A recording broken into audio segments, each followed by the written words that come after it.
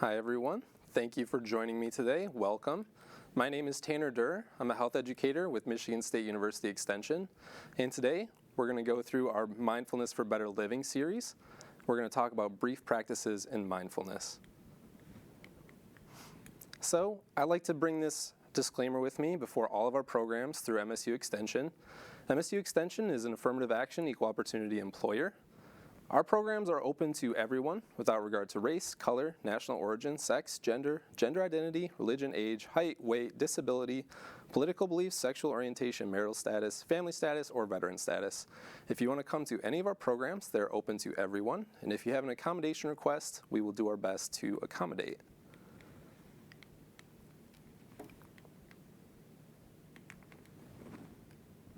So I want to start with a brief introduction on what MSU Extension is. So Michigan State University Extension helps people improve their lives by bringing the vast knowledge and resources of the university directly to individuals, communities, and businesses. That is the extension part of MSU. We have been around since 1914, and we have an office in every county in the state. And we have experts specializing in services across 4 different institutes, ranging from agriculture and agribusiness, children and youth, health and nutrition, and community, food, and environment. You can learn more about Extension, you can sign up for our newsletter, and you can access our Ask an Expert feature if you go to our website at extension.msu.edu. So now I want to give you another introduction of myself, tell you a little bit more about who I am. So I am the health educator for District 9. I typically cover Bay, Midland, and Saginaw counties. My email address is derrorta@msu.edu. If you have any questions, feel free to reach out to me, and I will do my best to answer. So a little bit more about me. I'm a health educator. I graduated with my bachelor's degree in psychology from Grand Valley State University in 2018. And then I got my master's degree in public health from the Health Behavior and Health Education program at the University of Michigan in 2021. Then went on to become a health educator. So I provide health programming related to chronic disease and mental health, including mindfulness, which is our topic today. And I also work with our Managing Farm Stress team and our My Super team, which focuses on addressing substance use.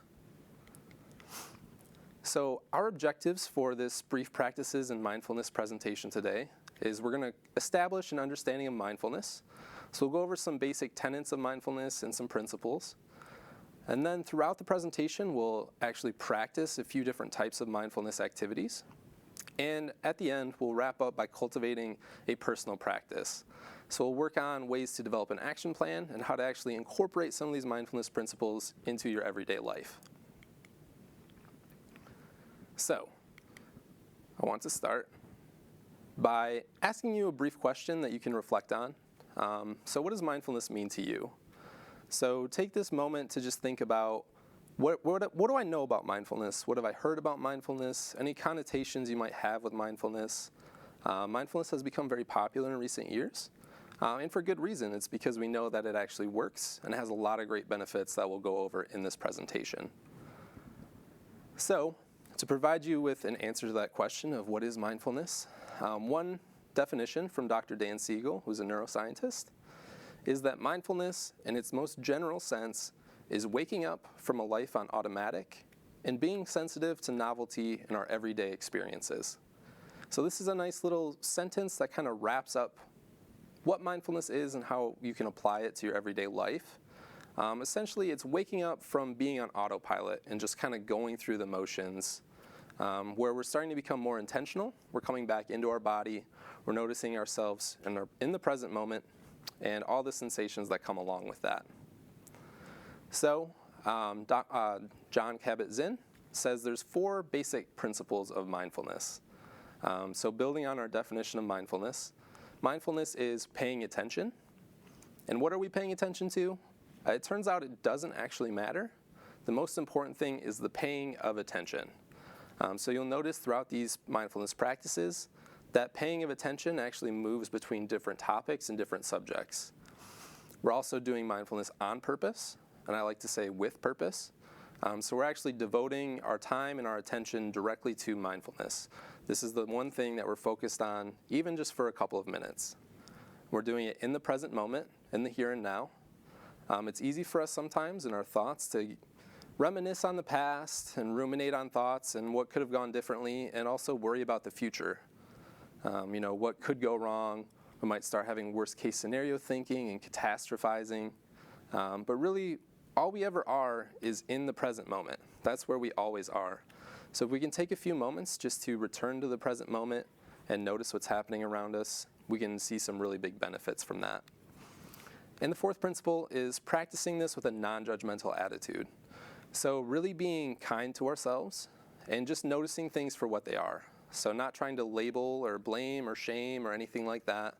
Any thoughts that come in are okay. Any experiences you have are okay. Any emotions that come up are okay. We simply notice them for what they are, and we kind of let them go as we go through our practices. So those are our basic principles of mindfulness. So some concepts of mindfulness that we'll go over today include the breath. So our breath is always with us. That's one of the things we always like to start with. If you don't have your breath with you, you might have more serious problems going on. You should address those first.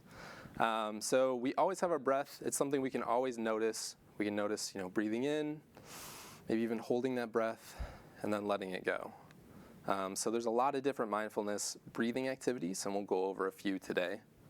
Another concept is body awareness. So noticing your body in space, and notice any sensations throughout your body is another important concept of mindfulness. There are a lot of different mindfulness practices and techniques that also allow you to kind of come back into your body and just notice how you're feeling and any of those sensations that come up. And we'll talk more about that as we go through our mindful body scan later as well. Thoughts are another big concept in mindfulness. So as we're practicing just breathing, trying to be in the present moment, our bodies and our brains are so used to being in autopilot and having these thousands of thoughts every day that thoughts are probably going to come up. And just knowing that it's okay, thoughts happen. Sometimes we can get stuck in these negative thought cycles where we're just thinking about the worst case scenario. Something bad happens and we just start to snowball. But with mindfulness, we want to learn techniques to just kind of let those thoughts go, come back, return to the present moment, and know that it's okay, right? We're here, we're safe right now. We've gone through difficult times in the past, and we can get through difficult times now. And our fourth concept is emotions. So emotions kind of tie into thoughts as well. So difficult emotions may come up sometimes, especially related to maybe pain or anxiety or depression. But mindfulness can be really helpful in addressing some of those difficult emotions. It can also be helpful in reducing our emotional reactivity. And one of the main kind of things that we want to work on with mindfulness is it helps us go from just reacting to situations emotionally to responding to them with more logic and reasoning and care, and being very intentional about that. So, getting to our first sort of mindfulness practices for today, we're going to focus on breathing. So just breathing. So just right now, just notice how your breath is showing up. Just breathing in, breathing out. You don't have to change anything. You don't have to start taking super deep breaths and holding your breath and letting it out. Just breathing in and breathing out and just paying attention to your breath.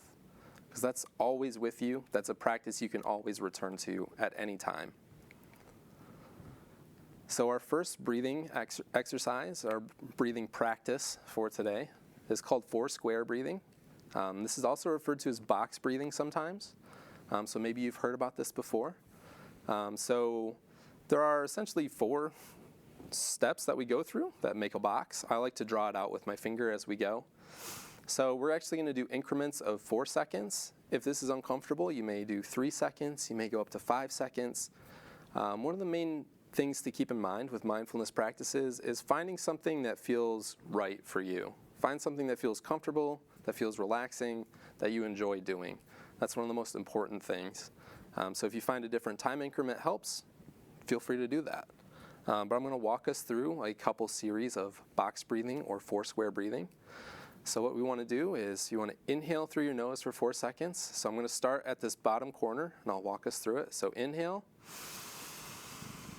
Hold your breath for 4 seconds, breathe out, and hold your breath for 4 seconds. And we'll start over. Hold, breathe out, and hold. And then keep breathing. You don't have to hold your breath there. Keep breathing. So even just doing a few cycles of this 4-square breathing can be really helpful, and just starting to activate our parasympathetic nervous system, kind of calming us down, especially if we're in a stressed out state, and we'll talk about stress later too. But even just doing a few cycles of just sitting, breathing, noticing your breathing, how does that show up in your body, can be really helpful on returning us back to that present moment, paying attention to our body, paying attention to our breath. So another example of breathing is star breathing. This is one of my favorite actual breathing techniques that I like to apply in my everyday life. This is another example that we really love teaching children or teaching people to show their children as well, but it's great for any ages. So star breathing, you can either draw a star out on a piece of paper or you can trace your hand. I like to trace my hand. I like this because it gives me nice tactile feedback as well. So what you do is you take your hand. You can start at either your thumb, the base of your wrist, or on your pinky, the base of your wrist over there. And what you do is you're just going to trace your hand going up. And as you go up, you breathe in, and as you go down, you breathe out. So we'll start at our thumb, or you can start at your pinky, and we'll go up and breathe in, and down and breathe out. And up, we can breathe in, and out. And you can really find a pace that feels comfortable whenever you're doing this activity. Just breathing, just going up and down, in and out, in and out. And then when you reach the end of your hand, you don't have to be done. You can always reverse, you can go back around, you can switch to your other hand. You can always do a bunch of different variations of this. You can trace with your finger, you can put your hand on a piece of paper, maybe trace with like a crayon or a marker. That's another great way to work with kids in this space as well. Sometimes I'll put my hand just on my lap or on a table and start just tracing my hand and breathing. That's another great way to get us to return to that present moment, notice those body sensations, and just kind of exist with our breath. Even for those couple moments, and give our brain a break from thinking about all the worries in the world. So, now that we've talked a little bit about breathing, I do want to take a moment to talk about some of the benefits of practicing mindfulness. So in between our mindfulness practices, we'll talk about some research behind mindfulness. So mindfulness has been shown to have a lot of benefits. Through research, even though mindfulness has been around for centuries and for a very long time, recent research has really started to demonstrate some of those benefits. So some of those benefits include helping us with chronic pain, with sleep, with managing those difficult emotions like depression and anxiety. It can help us lower our emotional reactivity. So we kind of have this buffer zone before, we just get really angry, right? And we explode. It kind of gives us a little buffer to notice, like, hey, I'm starting to feel stressed out. I can take a pause. I can take a time out. I can take a break and really just practice this mindfulness for a second. It's also been shown to help improve our own self-compassion as we kind of reflect and become more in tune with ourselves. And then that spills over into more compassion with other people as well. So it can help improve our relationships with others as well as our relationship with ourselves. So there's a lot of really great benefits to practicing mindfulness. And a lot of the things we're going to talk about today don't require any special technology or equipment. These are things you can do on your own, really at any time. And we'll talk about cultivating that personal practice a little bit later too. So this next activity, mindfulness practice that you can start doing at home or really anywhere you go, is called grounding. So within the field of mindfulness, grounding refers to the ability to return to the present moment with sustained attention. Our brains and our minds are always going a million miles an hour. We're always focusing on all these different things that are happening around us. So it kind of becomes hard sometimes to just stay in the present moment. And one of the ways we can do that is through grounding practices. So you may have seen some stones or these special kind of meditative rocks. Some people call them worry stones. Those are typically used in some mindful grounding techniques. But you don't really need any specific tool or item. You can use any item that might fit in your hand. We recommend something that's comfortable. that will fit, that you can observe for the next maybe minute or 2 minutes. So I'm going to walk you through what a mindful grounding practice kind of looks like. So you'd have an item in your hand, whether it can be anything. It can be a paper clip, a pen cap, a pen, a coin, a really cool rock. We got a lot of cool rocks here in Michigan. I like to pick those up on my walks sometimes. It could be a stress ball, an eraser, literally anything you want it to be.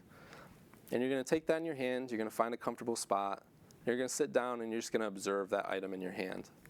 You're going to notice, how does it feel? You're going to be breathing this whole time while you're doing this. You're going to really observe that item as if you've never seen it before.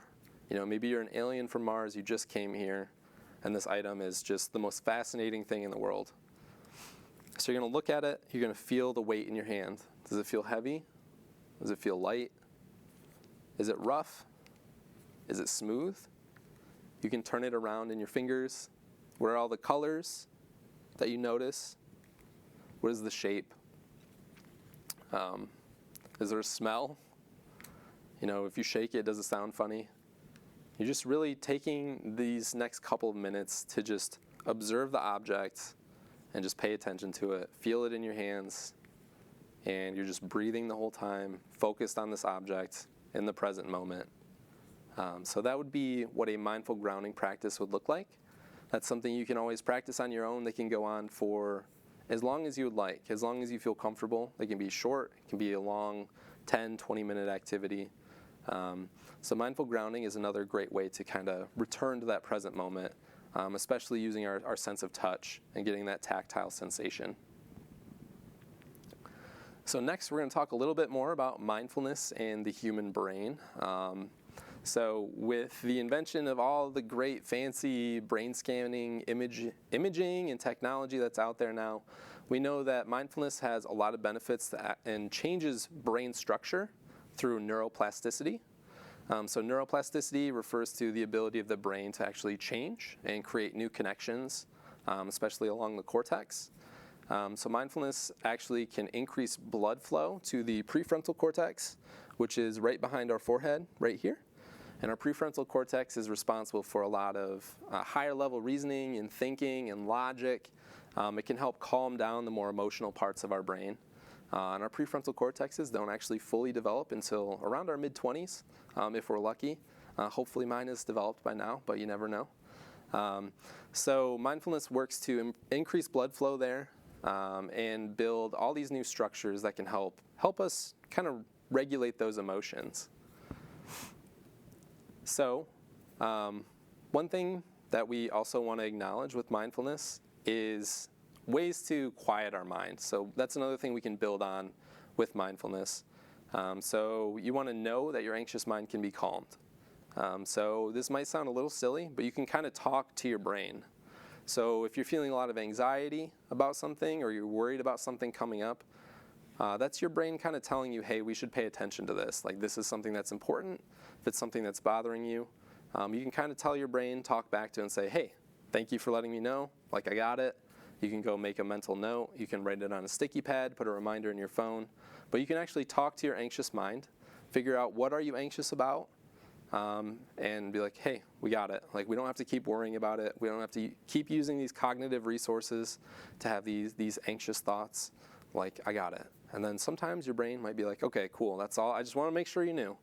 But other ways you can start to quiet your mind and the chattering of your mind is by just keeping it engaged, right? So that's kind of the point of paying attention in mindfulness and doing it on purpose, is really engaging our brains, because our brains can only tune into one station at a time. If you think about like a radio station, if you're between stations, you get a lot of static. You're not really hearing anything clearly. You're not really thinking clearly. We like to think we're great multitaskers, but really we can only focus on one thing at a time. So if we can take our brain and say, hey, we're not going to be worrying about things right now. We're going to tune into our mindfulness station, and we're just going to be here in the present moment. We're going to be breathing. We're going to be doing a grounding technique. We're going to be doing a body scan. Whatever you want to do for those 5 minutes, 10 minutes, however long you want. You're just going to be focused right there, engaging your brain. So one way you can do that is by playing a game of fives. This is a great road trip game too. Any kind of road trip game you can think of, that probably applies here. So game of fives would be looking around your present environment and noticing, what are 5 things I see right now? What are 5 things I can hear right now? What are 5 things I can feel right now? What are 5 things I can smell right now? Hopefully you're in a place that smells good. And what are 5 things I might be able to taste right now? Maybe if you're eating. So you can also do mindful eating. There's a lot of great mindfulness practices we can do. So an easy one is the sight, though, maybe. Seeing 5 things or hearing 5 things. And then that can help to bring you back into the present moment, into your environment, and being more aware of your surroundings. And then if 5 doesn't work, you can go down to 4. You can go down to 3 new things, 2 new things, 1 new thing. So a game of 5s is a great way to engage your mind. Another great way is called Piko breathing. So Piko breathing gets its name from the ancient Hawaiian Huna philosophy, where Piko means navel or center. So what you would do for this activity is you would put one hand on the crown of your head, and then one hand on your belly button or on your navel. And this is going to be easier than patting your head and rubbing your tummy. Actually, what we're going to do is we're just going to breathe. So as you breathe in, you're going to focus on the crown of your head. And as you breathe out, focus on your belly button and your navel. So as you breathe in, you shift all that awareness to the top of your head. And as you breathe out, you focus on your navel and just pushing all that oxygen out, pushing all that carbon dioxide out, right? And then as we breathe in fresh, new oxygen, feel it go down into your lungs, go throughout your body, replenishing your body's oxygen supply, and then breathing all that carbon dioxide out. So that's another way to kind of come back into our body and engage our mind. So another thing we want to acknowledge is that mindfulness really begins with us. So a lot of these principles are great in theory, right? But ultimately it's up to you to start your own mindfulness practice and actually apply these things in your life. One of the things we want to do is tailor this approach and all this information to how stress shows up for you specifically, to mindfulness approaches that you really like and enjoy. So one of the things we want to do is look at how does stress show up for you, right? So we're going to start with a definition of stress that we have. So stress is our response to a perceived threat or demand, either internal, so we're talking to ourselves, right? We're in our own heads. I can't do anything right. Nothing's going right. Nothing ever goes well for me. Or it could be an external stressor, right? It could be a specific situation. It might be a specific person that really stresses you out, maybe, in that specific moment. Or it could just be general demands of life, right? We know life can be stressful. And stress has an effect on our bodies, our minds, and our emotions. And also, I kind of want to acknowledge that stress does get a bad reputation sometimes, but there can be positive aspects of stress. So stress can be a motivator to make us make some changes in our lives. It's an indicator from our body that, hey, what's going on right now is important. Like, I'm going to give you this short burst of energy to try to either go into fight or flight mode and like get to a safe place. So stress brought me here today to teach all of you mindfulness, so I think that's a positive thing, right? But really what we're going to be talking about in the next few minutes is the cumulative effect of chronic stress. So stress that just keeps happening over and over and you just can't seem to get a handle on it. So how does stress that just keeps showing up, it keeps building up, how does that show up for you? So thinking about physically, emotionally, and mentally, how does that stress show up? So each of us have unique stress cues. So going back to that, this begins with you. We want you to find and figure out your own kind of balance and routines. So how does stress show up for you? So for me, physically, I notice that I'm really stressed out because my eye will twitch. I know that I'll start getting shoulder pain and neck pain and jaw pain because I'll clench my jaw. I'll start having bad posture. I'll start having aches and pains that aren't really, they just seemingly come out of nowhere, right? So there's all these physical symptoms that I experience. You might have different ones, or you might have some similar ones. So emotionally, how do those cues show up for you? For me, I might feel really frustrated and be a little short or snippy with people that I don't really mean to be. I don't feel like I have my full emotional bandwidth where I'm really just reacting to situations rather than being thoughtful in my response, being caring and kind and empathetic. I might get sad sometimes if I'm frustrated for a long time. I might turn to stress eating. That's one of my coping mechanisms. So going to, emotional eating, finding that comfort food. And then mentally, kind of going along with emotions as well. I have a hard time. Sometimes my brain gets a little foggy when I've been stressed out. I'll walk into a room and forget why I came in the room in the first place. I don't know if that's happened to you. Maybe it has, maybe it hasn't. Sleep is another big one that comes up here. So for some people, it might be not sleeping at all. Maybe you're getting, 2 hours, 4 hours of sleep. For others, it might be oversleeping. I tend to fall into the oversleeping category where all of a sudden I'm getting like 10 hours of sleep, but I wake up and I don't feel refreshed. I don't feel energized. So I'm just always tired. Same thing with eating. Some people overeat, some people undereat. So all these cues show up for you differently, but it's important to be able to notice those cues. And with mindfulness, hopefully you can become better in tune with your body. You can start to notice any of that tension that you might be holding in different areas physically. Start to notice any of those emotions that may come up that might cue you in, saying, hey, I'm feeling a little stressed right now. And even mentally, just kind of checking in, like what kind of thoughts am I having? So mindfulness is a great way to check in and then build some of that buffer where it's like, okay, I'm noticing these cues kind of coming along, and I'm going to do some mindfulness right now before I totally just explode. All these things get bottled up and then boom, everything kind of comes out at once. So we want to talk briefly about what stress does to our brains and our bodies. So think about this jar that's very clear. And we're thinking clearly, we're at our best, we're rested, we're energized, we're organized, we're having a very productive day. We're just seeing, thinking, hearing everything clearly.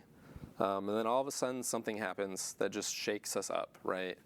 Maybe someone cuts us off in traffic, someone makes a snide remark that really just kind of sets you off. It could be anything. You catch a bunch of red lights in a row, really any kind of stressor. And our body just kind of goes, oh, something's happening right now.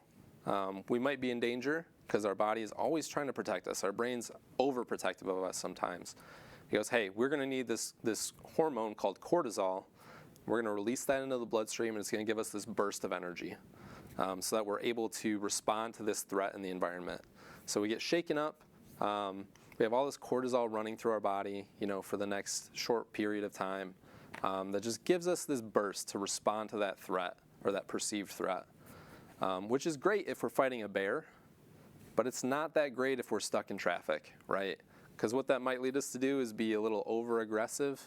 You might make a gesture to a driver that you probably wouldn't do if you were calm, or say something that you might regret later.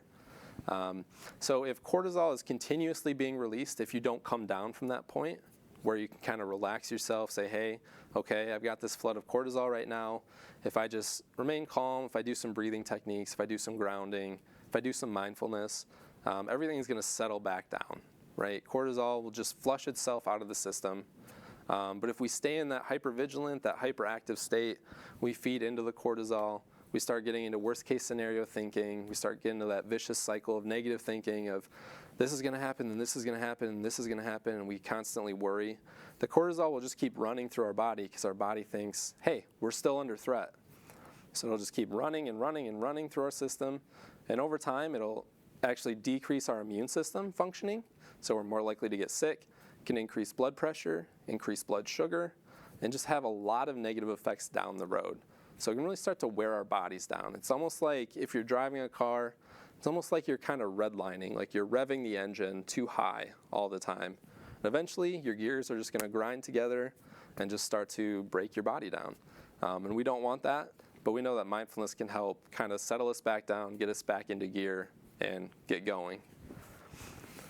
So another activity that can help us kind of come back into our body, and even our emotions and our thoughts and our breath as well, is a body scan technique. So body scans are another type of mindfulness practice that have been shown to help with depression, anxiety, pain symptoms, sleep, and improve overall quality of life. I think these are particularly helpful when you have a chronic pain condition or you just have some aches and pains going on, where you're not focusing on the pain itself and just staying hyper-focused on the pain, But really, you check in with your body, notice what you're feeling, and you kind of let it go. And it's also very helpful for sleep. So this is one that I apply in my own life. So if I'm struggling to sleep at night, I like to do a brief body scan, or really just do a body scan until I fall asleep at night. So what is a body scan? So it doesn't actually require any sort of imaging technology or anything like when you go to the doctor and get an x-ray. So actually what you're going to do is you're going to kind of scan yourself using your brain. So I would encourage you to find a calm and relaxing environment, which is kind of key for a lot of our mindfulness practices. Sometimes that's, easier said than done, but trying to find a place where you can either sit or lie down, and close your eyes if you feel comfortable doing so. And just start to notice your breath. You don't have to change it, just notice it. How is it showing up for you in the present moment? And then for a body scan, you can either start shifting that awareness to the top of your head or the tips of your toes. So I like to start at the tips of my toes. So just notice, how do your toes feel right now? Are they in socks? Are they in shoes? In sandals? Are they on the floor underneath you? What kind of surface are they resting on? Is it a hard surface, soft? Any temperature? Is it hot, warm, sweaty, dry? Any sensations that might show up there. And then you can slowly start to move that awareness from the tips of your toes, bring them up through your foot, through the sole of your foot, through your heel, through your ankle, up your calves, up to your knees, pausing anywhere you notice any tension. So just sitting at your knees right now, what do you notice? Our knees do a lot of work for us. Our legs do a lot of work for us, carrying us throughout the day. So we're going to show a little bit of appreciation to these areas. Just notice how they feel. If there's any tension, you can breathe into that area as you breathe in, and then let that tension go as you breathe out. And we can keep moving that attention, shifting it up through our hips, up through our chest, up our abdomen, up our chest, to our shoulders. So now sitting at our shoulders, that's another place where a lot of us hold tension. Just noticing any sensations. You feel relaxed? Is there tension? Is it warm? Is it cool? Just keep breathing, noticing any thoughts, and letting them go. And then shifting our attention from our shoulders up through our neck, through our jaw, another place a lot of us hold tension, all the way up to the crown of our head. Just keep breathing in that good fresh oxygen, breathing out all that carbon dioxide. And then slowly you can start to shift that awareness just throughout your whole body and gently return back to the room, opening your eyes. So a brief body scan is a great way to check in with yourself, check in with how your body's feeling. It's a great way to also express some gratitude for those parts of our body that sometimes we don't notice. For me, it's my ankles and my knees and my hips, right? From all the walking around and the exercise. Sometimes it's our shoulders. You maybe notice you clench your jaw. A lot of people notice that. It's another stress cue. You can start to notice maybe where some of your stress cues are with the body scan meditation. So these can go on for as long as you would like, or be as short as you would like. Really, it's about finding that balance and what works best for you. So another type of mindfulness practice would be a mindful walking activity. So one of the things we also want to make sure that we know about, that we communicate about mindfulness, is that it doesn't have to be stationary.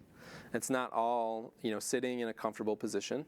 Mindfulness can be done on the move. It can actually be done in a hurry, if you're rushing somewhere or if you're running. Really, mindfulness, going back to those 4 principles, right?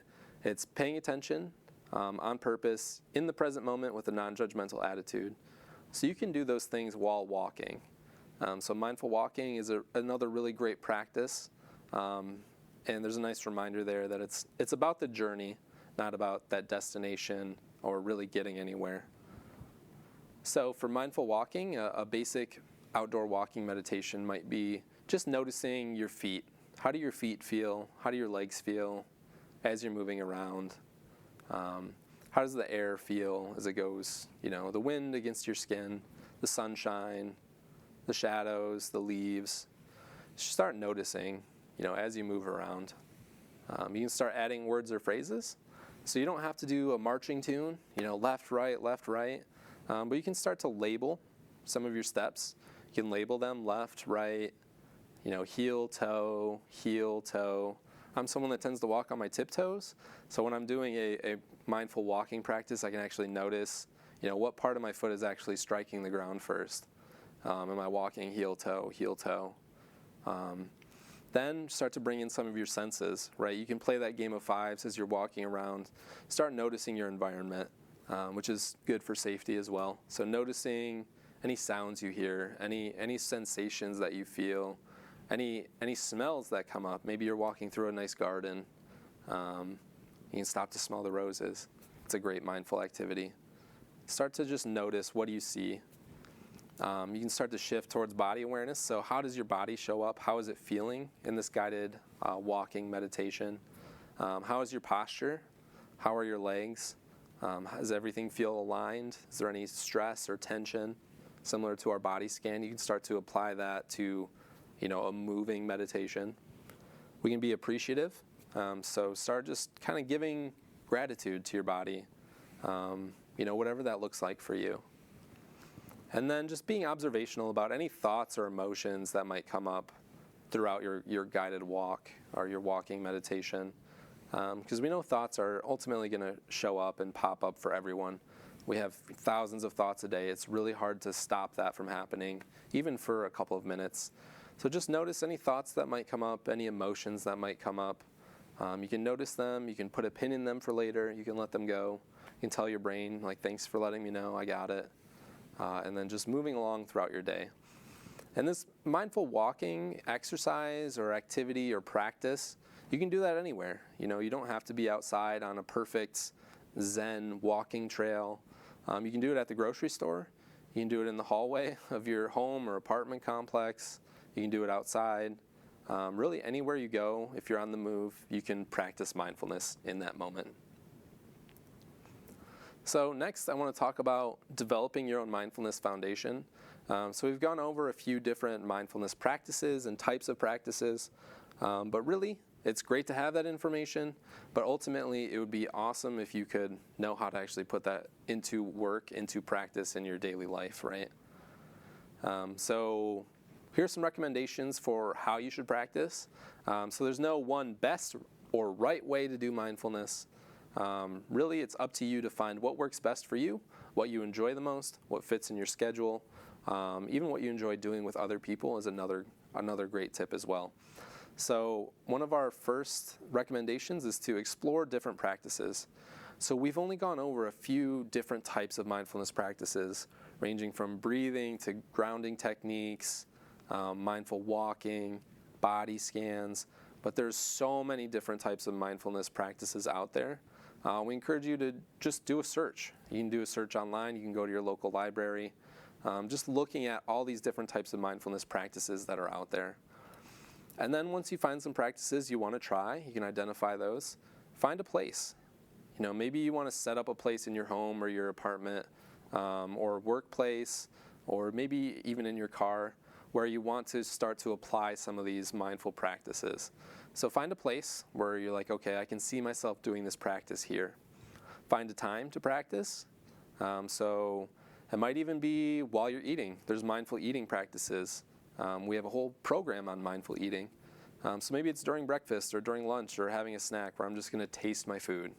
It could be, an early morning, part of your rituals that you already have. So if you already have a routine, it's great. You can apply mindfulness in those routines. So it might be brushing your teeth. I'm going to be very intentional and mindful about just brushing my teeth for the next, I think 2 minutes is the recommendation. So we'll say 2 minutes. Or while I have my coffee, or while I make my bed in the morning. Maybe you have morning stretches. So find a place, find a time, And then, if possible, practice daily. So really make a plan. Say, these are the places, these are the times, these are the practices and the specific activities that I'm going to do. I'm going to do it at these times, on these days. Try to practice daily. Try to build that routine. Once you build that routine, then it just becomes part of your way of life, right? You can start to build mindfulness and start to experience all those great benefits that come with it. So another great way to start to incorporate these principles is by creating a community of support, finding other people. Share this with other people, right? You don't have to do this alone. While we kind of think about mindfulness in some ways as being kind of like a solitary and isolating experience where you're just talking to yourself, noticing your own symptoms, you can absolutely take a friend for a walk and you can both be mindful together. You can make a plan and share it with another person, and you can always reflect and talk to each other about how that's going for you. But creating a community of support is really important. It has a lot of great benefits. So it gives you something to bond over with other people as well. And you'll start to notice some of those improvements, right? You can improve your relationship with yourself through mindfulness as well as other people. So it can help to strengthen some of those relationships that we already have. And it's just fun. It's fun to do. You can find a great accountability buddy if you don't already have one. But even just writing down your plan, sharing it with another person can also help to keep you accountable to your plan. So with that, I do want to share with you a lot of our other great MSU Extension learning programs. So there's a list of some of the programs that we teach. We teach a lot of great programs here with Michigan State University Extension. And I'm just talking about some of the health programs we teach. We have all the other 4 institutes also provide a lot of great services. So we do a lot of mindfulness programs and presentations through MSU Extension. You can find out more about all of these programs at extension.msu.edu/health programs. So if you want to enter that website, or you can always do a quick Google search, or whatever search engine you prefer for MSU Extension health programs. If you go to this page, you can always sign up for our newsletter. You can click on which programs you're interested in, put in your information, send it to us, and we'll follow up with you about any upcoming events and programs that you may be interested in. We provide programs in person. Like I said, we have an office in every county in the state, so we should be able to reach you, hopefully. We also provide a lot of great programs online virtually, either through a Zoom webinar on the computer or over the phone for some of our programs as well. So I want to make sure you know about all these great opportunities we have. We have a ton of mindfulness programs as well, so we would love to see you coming to some of those events. And if you saw this and you came, let them know you saw me. So I just want to thank you for viewing this, for practicing some of these mindfulness practices with me. And I hope that you found something helpful, you learned something new maybe, and you made that plan to start applying these mindfulness practices to your everyday life. Thank you.